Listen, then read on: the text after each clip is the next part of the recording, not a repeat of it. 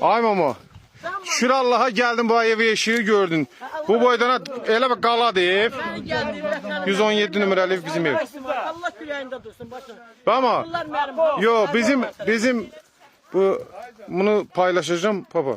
İstəyirsiniz burada qəsəbə şəklində tikilsin evlərimiz yoxsa öz evlərimizi bərpa. Öz yurdumu versin. Bax mən bu yerdən bunu yerdən bərpa edeyim ki, kim hökumətindən xahiş edirəm. Bak burada çünkü bizim kapımızda kuyularımız, zadımız.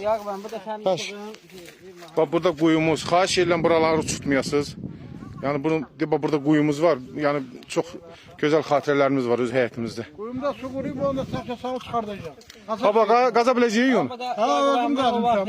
38 metrdir. Baba onu götür qoyacağım evimiz. Bu da benim evimin karafkasıdır. Uçurduqda verir beni çapırlar uğraşlar. Bu da benim evimdir. Diye vurduqda bunlar. Tabii Bu da dağılır. benim evimdir. Burada böyük bir evdir. Dağılır evimiz. Teritoriyum bu benim evimdir. Bak bir evimiz de buradaydı.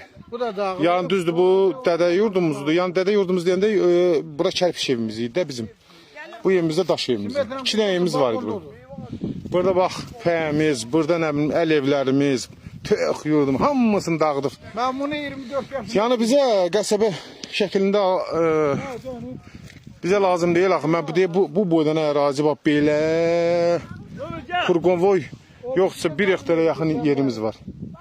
Biz burada öz həyatımızı istəyirik. Bizə 6 sotda heç nə eləyənmərik. Baba 6 sotda yaşaya bilərsən Qarxaməlidə. Yok hele benim oğlanlarım özüme bəsdir bura. Qaloşun qalıb burada.